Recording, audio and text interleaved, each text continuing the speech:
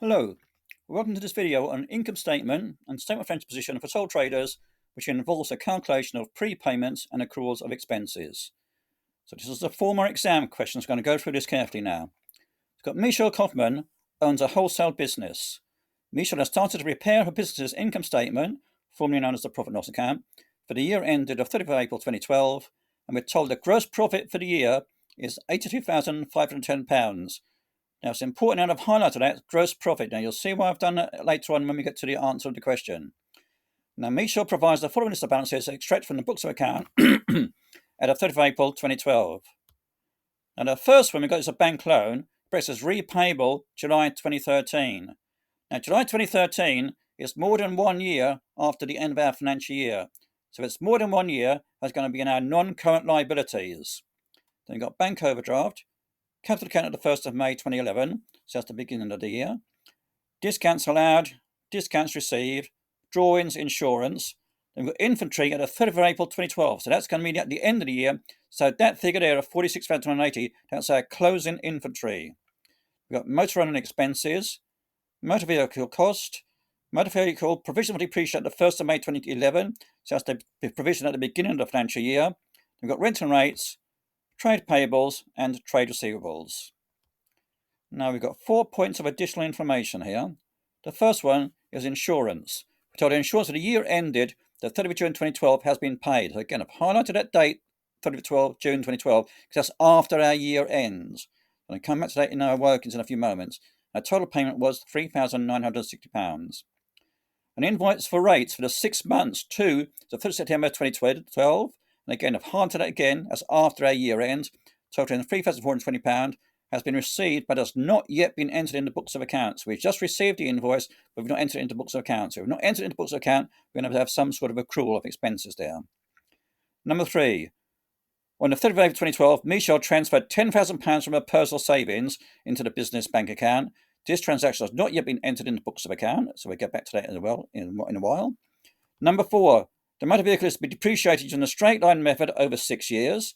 The estimated residual value of the motor vehicle at the end of the 6th year is £5,200. So we're going to use that in a few moments to work out our depreciation. Now it says complete the extracts. Again, this is just an extract from the income statement for Michelle Kaufman for the year ended the 30th of April 2012. Now the reason why it says extract, we go back to the information at the beginning of the question. We were told what the gross profit was. So that means we do not need to put in the revenue, our opening inventory, or cost of sales, anything like that. We're going to start with the gross profit. That's why it's called an extract. So it's £82,510. So I go back down to my income statement now. So my gross profit is £82,510. So that's what I'm going to start off with. Now I need to know if there's going to be any other income in this question, because I've done the template for you already. So other income, I go back to my list of balances. The only other income in the list of balances is the discounts received. So I've got discounts received is my next heading. Expenses, again, taking it all through the trial balance. I've got discounts allowed, insurance, motor running expenses, motor vehicle depreciation, and rent and rates. Now, we're going to work out in a moment all the figures that go in there. And finally, then we'll have the profit for the year. So I've got various workings here based on the additional information here. So I'm going to go through these now. So the first one's insurance. So I'm going to call that one working number 1. So the insurance we're told is for the year to the 3rd of June 2012. Now I want to know the annual amount of that insurance, so I can then work out in a moment what the monthly amount is and then any prepayment. So the annual amount for the insurance, according to information in section number 1, is £3,960. So that's £3,960. Now, if I want the monthly amount, it's going to be the annual amount and divide by 12, so 12 months in a year. So it's going to be 3,960 divided by 12. So the monthly amount is £330. Now I want to know the number of months that go into the next financial year. So I go back to the information in the question. Our year end is the 30th of April 2012. This insurance goes to the 30th of June 2012. So the months in the next financial year are May and June. So it's going to be 2 months. So the number of months in the next financial year is 2. So I want to work out a prepayment in. It's going to be the number of months in the next financial year times the monthly amount of £330. It's going to give me a total figure of £660. That's the prepayment for the insurance account. So now my income statement then, I'm going to look for the total figure, which is in my list of balances. It's 17,520. That includes other insurance premiums besides the one that's got prepayment. So we've got 17,520.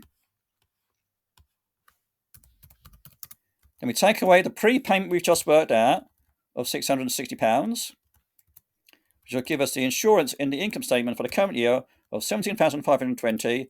Take away £660 of £16,860. So that's going to be our figure in the income statement in a few moments. Now, point number 2 now. An invoice for rates. We're going to look at rates now. Now, rates is in the category in our list of balances of rent and rates. Now, we've got a 6-month period to the 30th of September 2012. The amount totals 3,420. It's been received, but it's not yet been entered in the books of account. So it looks like we've got an accrual of expenses there. So let's go down to the workers in for the rates in working number 2. So again, I want to know the full amount. So back to the question, the full amount for the 6 months is £3,420. Now, 6 months to the 3rd of September 2012. Now, I want to know the monthly amount first of all. So that's 3,420. It's for 6 months, you divide by 6. Don't get confused, divide by 12, you divide by the number of months.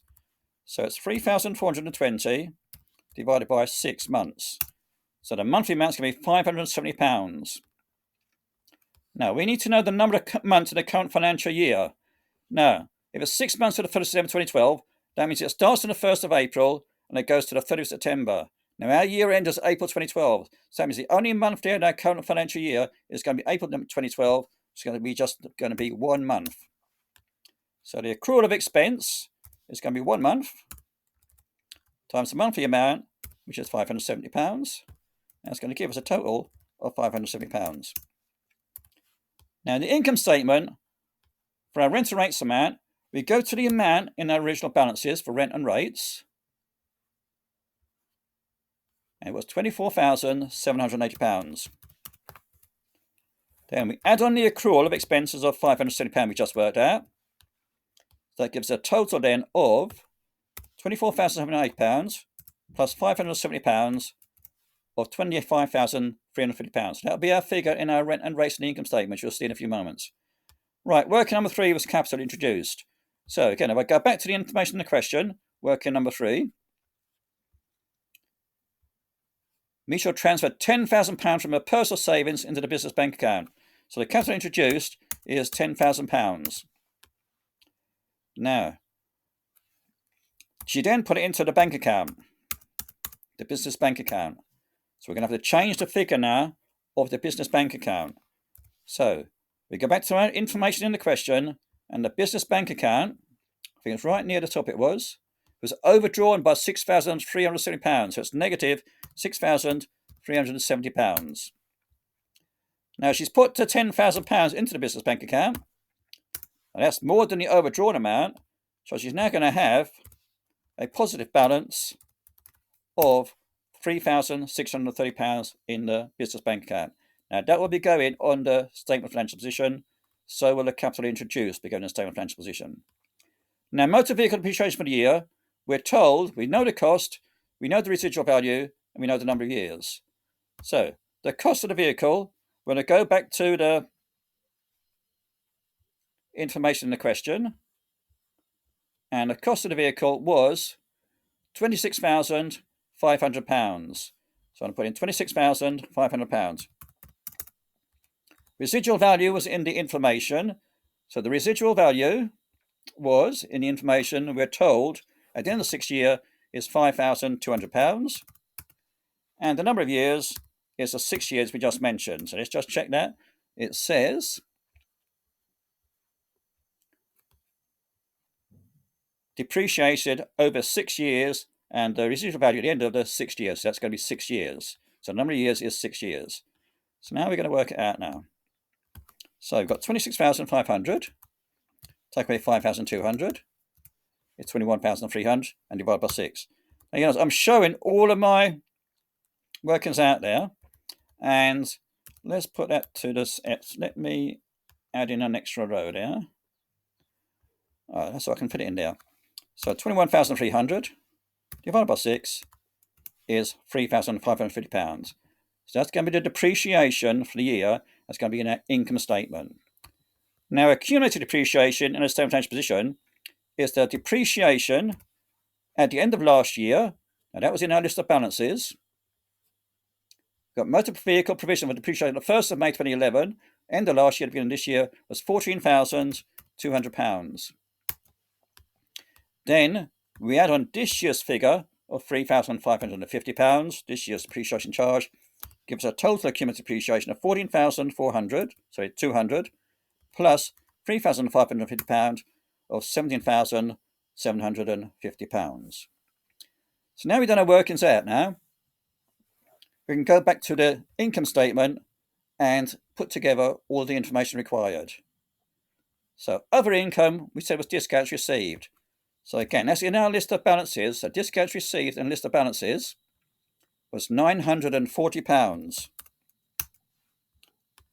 Now, we now add an other income of £940 to the £82,510 gross profit, give us a total there of £83,450. So remember, there's no specific name for that. Now we've got expenses. Now, expenses, first we've got is discounts allowed. So discounts allowed, that was in our list of balances, and they were £1,390. Next one I got in my list is insurance.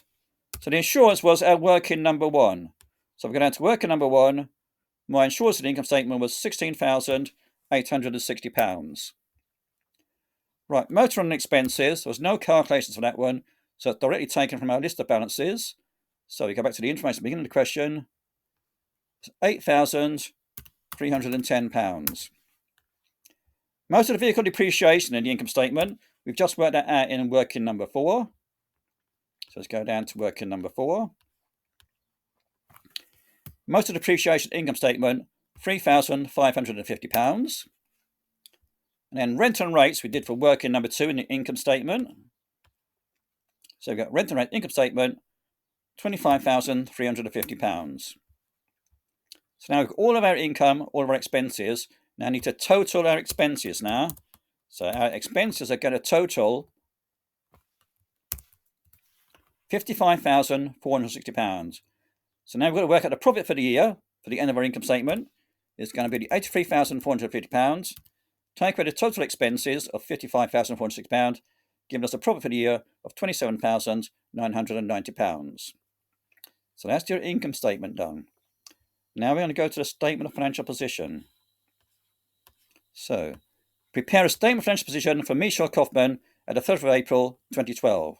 Now, the original examination booklet, it may well have said balance sheet, because the statement of financial position previously used to be known as the balance sheet, but the up-to-date terminology now is what we use is statement of financial position. So I've set it all out now. I've got my cost, accumulated depreciation, the net book value or carrying amount, and non-current assets. The only non-current asset we've got is the motor vehicle. So I look for the cost, and that'll be in the original information. So the motor vehicle cost now goes right to the top of the question now, and we've got £26,500. The accumulated depreciation we worked out in working number 4 was £17,750. Now our net book value or carrying amount is going to be equal to the cost of £26,500, take away the accumulated depreciation of £17,750, which gives us a net book value or carrying amount of £8,750. Now the cost of accumulated depreciation, we're now finished with them, so I've underlined them. Next we've got current assets. So the first one I've got is my closing inventory. Now my closing inventory, remember, we're looking for entry at the 30th of April 2012. If I remember correctly, they gave us it in the list of balances. So let's check the list of balances. Yes, inventory at the 30th of April 2012 was £46,280. So closing inventory is done now. Trade receivables, that was in our list of balances at the beginning. I think it was near the bottom. So trade receivables, we've got right at the bottom, £13,550. Prepayment of expenses. That was in our workings. That was prepayment of expenses was paid in advance. So If I go back to working number 1, here we go. In prepayment of insurance of £660. That's our prepayment expenses. Now I've got the bank. Now I've got to remember here that originally the bank was overdrawn, but when a £10,000 was put into it by the owner, it changed it, so it was a positive balance. So that was in work number 3. It's now £3,630 in the bank. So now we total our current assets, and we get a total of £64,120. Next, we've got current liabilities. Because we've got more than one, it goes in the first column. We've got trade payables. Now, trade payables, again, they're in our list of balances right near the bottom. So, trade payables we've got are £8,280. Accrual of expenses. Now, that was to do with our rent and rates, if I remember correctly. So, back to my workings. Here you go. Accrual of expenses, rent and rates, £570. So now we've got to total our current liabilities, and it's going to give us £8,850. Now, because we've got more current assets than current liabilities, we then have net current assets. So it's going to be your current assets of £64,120, take away your current liabilities of £8,850, which gives us £55,270. Now we need to add that together with our non-current assets. So we've got non-current assets plus our net current assets of £55,270 to give us £64,020. Now, if there was no non-current liabilities, that would be our net assets. But we do have non-current liabilities. We have a bank loan. So now, if you remember, if you go back to the beginning, it was payable more than 12 months after the end of the financial year, which was the 30th of April 2012. It was paid, if I remember correctly, it gave us the information in the question, in July 2013. So it's after more than 1 month after more than 1 year after the end of the year. So it's going to be non-current liabilities, and it's £4,600. Now, to get our net assets now, it's your £64,020, take away your £4,600, which gives us £59,420. So that's our net assets. Now, I've highlighted that in yellow at the moment. You'll see why when we get to the end of the statement of financial position.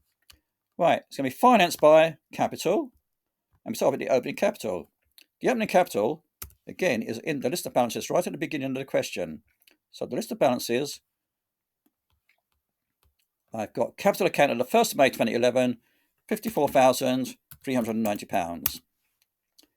Now, Michelle introduced some of her own money, which was in point number 3, £10,000. So that's capital introduced.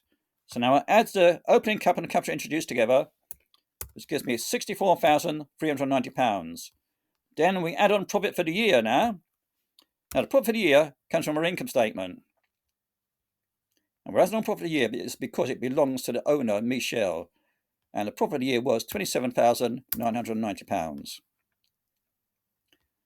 So we add those two together. We get £92,380. Then we take away the drawings. So that's the money she's taken out for her own use. So drawings was in the initial list of balances. And where's drawings? £32,960. So now we have the £92,380, take away the £32,960. Let me just change that. And it gives us £59,420. Now I've highlighted that as well now. That's the reason for that. You notice the net assets is £59,420 and the closing capital is £59,420. Now, to make the statement of financial position correct, those two figures must be the same. So as they're the same here, it suggests to us that our answer is correct. If they were different, it's telling us that their answer was incorrect. But we've got both figures the same, so it suggests to us that we've got our answer correct.